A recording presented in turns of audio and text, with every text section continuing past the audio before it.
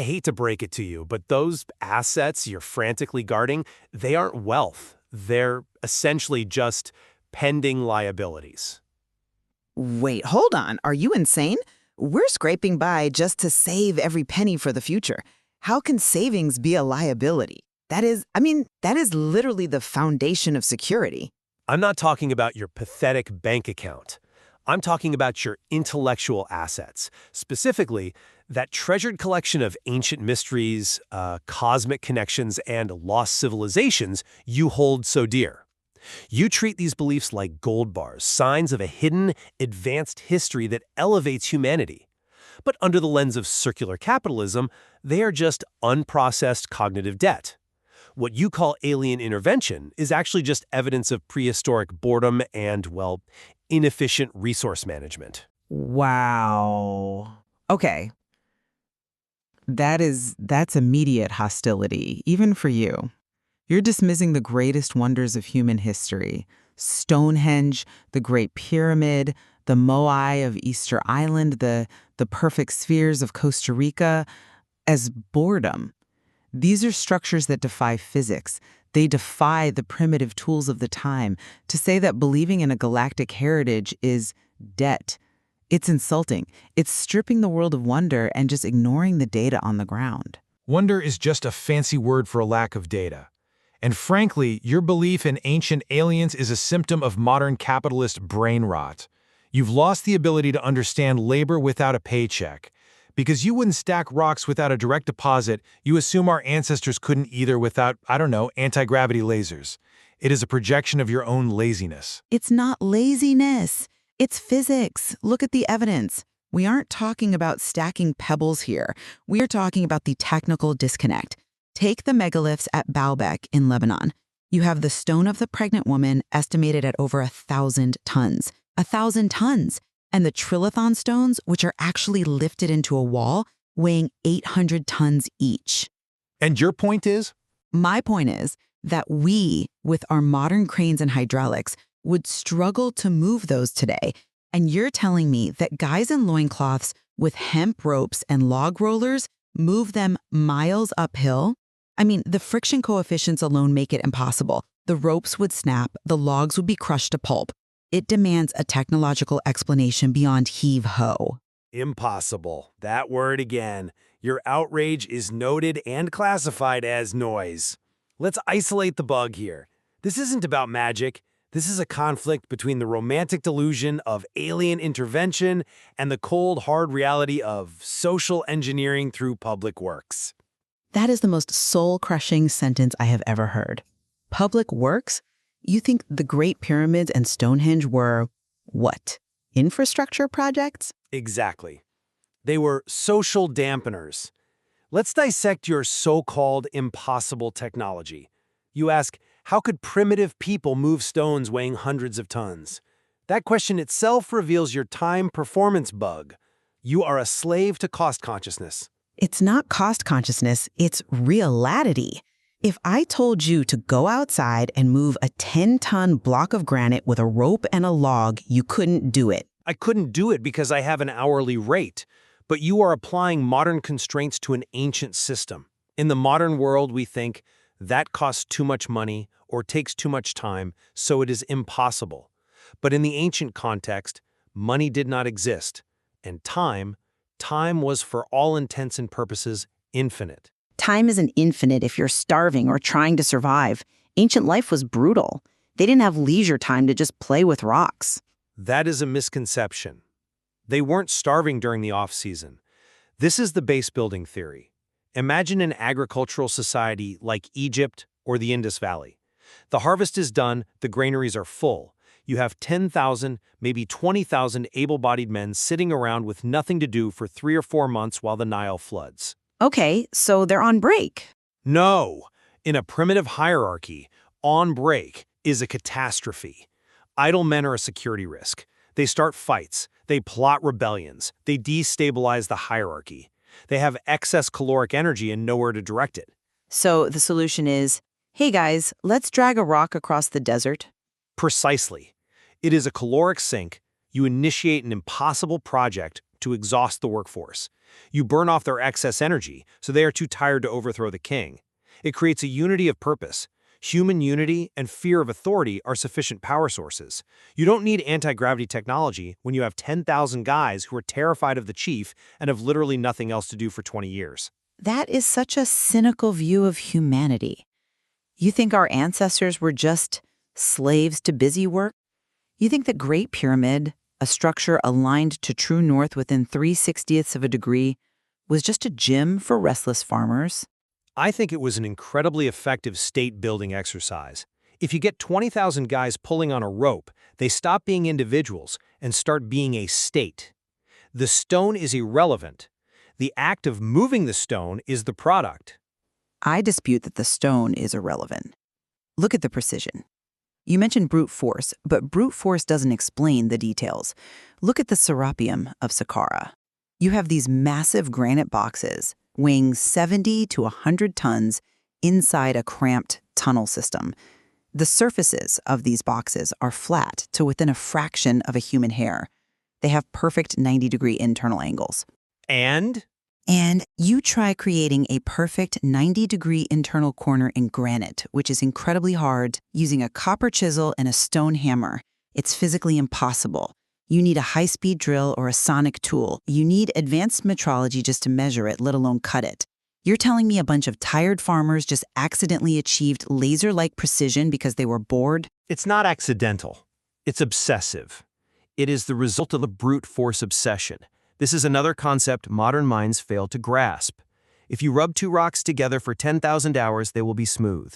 You attribute this to lasers because you cannot comprehend the sheer, grinding focus of a human being who has no smartphone, no television, and no escape from the task at hand. 10,000 hours of rubbing doesn't give you a geometric right angle. That requires math and tooling. It requires a template and sand. Endless amounts of sand. You are imagining a guy with a chisel hitting it once. I am imagining a guy rubbing sand against a stone for his entire adult life because if he stops, the overseer cuts his rations. It is the God of the gaps fallacy. You see a gap in your own understanding of patience, and you fill it with aliens. It's not just patience, it's knowledge. Look at the layouts. These aren't just random piles of rock. They form a global energy grid. Oh, here we go. The grid. Yes, the grid. You can roll your eyes, but the data is there. I mean, serious researchers have mapped this. These sites, Giza, Nazca, Easter Island, Angkor Wat, they fall on specific great circles around the globe, and the stones themselves, granite, quartz, are piezoelectric. Define that for the record before you twist it into magic. Piezoelectricity is a real scientific property. When you put mechanical stress on quartz crystal, it generates an electric charge. The Great Pyramid is 90% limestone and granite. The inner chambers are granite, high quartz content. The pyramid itself is massive, heavy. It is under constant stress from gravity. It is acting as a massive battery or transducer. A transducer for what? Spotify? For interstellar communication, or for stabilizing the Earth's magnetic field. Christopher Dunn and others have theorized it was a power plant. Look at the evidence. There's no soot in the pyramid, so they didn't use torches. How did they see to build the insides? They must have had electric light. The Dendera light reliefs show what look exactly like massive light bulbs. This is classic post hoc bias combined with hardware retention. You are looking at a relic and reverse engineering a function that never existed based entirely on the technology used today. How is it reverse engineering if the physical properties, the quartz, the alignment, are actually there? Let me give you an analogy. Suppose humanity is wiped out tomorrow. 10,000 years from now, a new civilization digs up a monopoly board. But the rule book is gone, the money is gone, the cards are gone. All that is left is the board, the hardware. Okay. They see the square layout. They see the specific colors. They might conclude it's a religious map of the cosmos. They might think free parking is a spiritual sanctuary and go to jail as a portal to the underworld. They might measure the distance between go and boardwalk and find a mathematical ratio that aligns with the moon, purely by coincidence. They would be dead wrong. They are projecting deep meaning onto a game. But the Moai aren't a board game. They are massive monolithic statues, and they are looking at the sky. The principle's the same. The software, the songs, the chants, the culture of the festival, the rules of the social gathering. That is all lost. We are left only with the hardware, the stones. You see a piezoelectric property in quartz, and you assume it's a circuit board. That is like finding a copper pipe in a Roman ruin and assuming they had broadband internet because copper conducts data. But the alignments, they align with the stars. The Orion correlation. The three pyramids match the belt of Orion perfectly. The Sphinx faces the rising sun in the age of Leo. That dates the construction back to 10,500 BC, thousands of years before Egyptology says civilization began.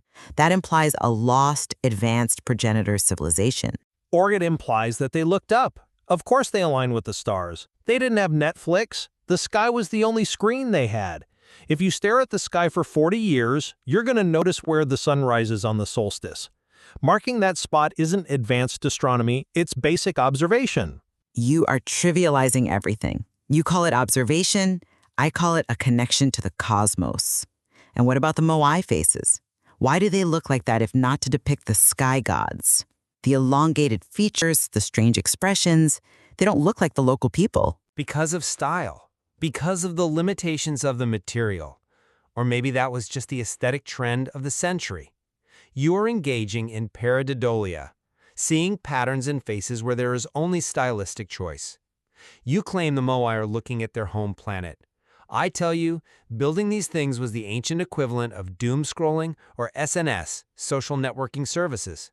How can a 40-ton rock be social media? That is absurd. It is signaling. Pure and simple. Why do people post on Instagram? To signal status, to signal participation in the group, to show they have resources to waste. Look at us. Look at our tribe. We have enough excess food and labor to waste time stacking this big rock. It is a status update carved in basalt. It signals fitness to neighboring tribes. It says, do not attack us. We have so many men, we can make them move mountains for fun. For fun. Nothing more. That is your favorite phrase, isn't it? You want to strip away the mystery until there's nothing left but dry economic transactions. But you can't explain the experts. Which experts? The people who dedicate their lives to this. Archaeologists, researchers, the people who write the books and make the shows. Graham Hancock, Robert Schoch, people with PhDs. Are you saying they're all deluded? Why would they spend decades studying these sites if they were just graffiti or boredom? There has to be a deeper code to crack. Now we get to the economics of the industry. You are asking why the mystery industry exists. It exists precisely because of the circular capitalism of ignorance. That makes no sense. Science is about finding answers. If they prove the theory, they win the Nobel Prize. Real science, yes. But the alternative history industry, that operates on the paradox of solution. Think about it. If a researcher definitively proves with 100% certainty that Stonehenge was built by bored farmers named Bob and Steve to keep their nephews out of trouble, what happens to the funding? Well, the mystery is solved. We move on to other things, I guess. Exactly. The funding dries up, the book deals vanish, the TV series is canceled, the lecture circuit ends. Truth is a liability in this business model. Mystery is the asset. They are incentivized to never actually solve the puzzle. They need the puzzle to remain insolvable so they can keep selling you the confusion. They frame it as just asking questions, but they are actually manufacturing a product called the unknown. That's a conspiracy theory? You're saying they are lying on purpose? I'm saying they are smart capitalists. They are capitalizing on the zero to infinity markup. A rock in a field has a cost of zero. It is worthless. But once you attach a fake alien story to it, suddenly its value becomes infinite. It becomes a tourism goldmine. People pay thousands of dollars to fly to Peru, to stand in front of a wall and vibrate with cosmic energy. You aren't paying for the rock, you are paying for the story. But the stories are compelling. They resonate with us. It's not just marketing. People feel a connection to these sites. There is a spiritual resonance there. Because of the pareidolia I mentioned earlier, humans are bugged to see patterns. We want to see faces and clouds. We want to see codes and chaos. We want to believe there is a daddy figure in the sky who built the house for us. The experts monetize this bug. They feed you a steady diet of what if and could it be. They aren't seekers of truth, my friend. They are manufacturers of confusion. And you are not a student of history. You are a consumer of manufactured confusion. I am not a consumer. I am a human being looking for our place in the universe. You are treating the human experience like a spreadsheet. You treat history like a balance sheet. I am treating the human experience like a system of resource management, because that is what allows us to survive. But is survival enough? This is what I don't understand about your perspective. You've debunked the magic. You've reduced the pyramids to a calorie-burning exercise, and you've turned the researchers into con men. Let's say, for a second, you are right. Let's say it is all just social engineering. Does that make the world better? It makes the world true. But it makes it small. To strip away the magic, the alien hypothesis, even if it's a lie, it gives us something to dream about. It makes us look at the stars and feel like we're part of something bigger. It implies we have potential, that we have friends out there, or a destiny. What is wrong with that? Why is it wrong to dream? Everything. Why? Why is it wrong to dream? Your world is so bleak. It's empty. It's just labor and calories and management. Where is the soul? Where is the passion? If we lose these myths, what are we left with? Just existing? We are left with reality, and this is the kill switch for your argument. You are defending a misallocation of resources. I'm defending imagination. Imagination is what drives progress. You are defending the waste of processing power. Look at the state of the world right now. We have climate crises, energy shortages, antibiotic resistance, real survival issues that threaten the species in the next century. We need every ounce of human intelligence to solve these problems. And instead of applying our collective processing power to reality, what are we doing? We are debating magic rocks. We can do both. We can solve problems and still wonder about our past. It's not a zero-sum game. It is absolutely a zero-sum game. The human brain has finite bandwidth. Society has finite attention. Every hour you spend watching a documentary about how the pyramids were power plants is an hour of processing power stolen from reality. It is a fatal civilization error. We are running a supercomputer, the human mind, just to play rock, paper, scissors with history. But without that wonder, without that sense of what if, we're just robots. We need the mystery to feel alive. If we accept your view, we are just smart monkeys on a dying rock. You are admitting it then. You are acknowledging that you prefer the empty game center of history. You prefer to stand in the ruins of an arcade, pretending the machines are still on, pretending the aliens are coming back to give you a high score, rather than cleaning up the building. I don't. It's not an empty arcade. It feels real to me. It feels like hope. It feels like a distraction. You are terrified that if you stop looking at the sky for imaginary saviors, you will have to look down at the earth and realize we are alone and we are responsible for fixing the mess we made.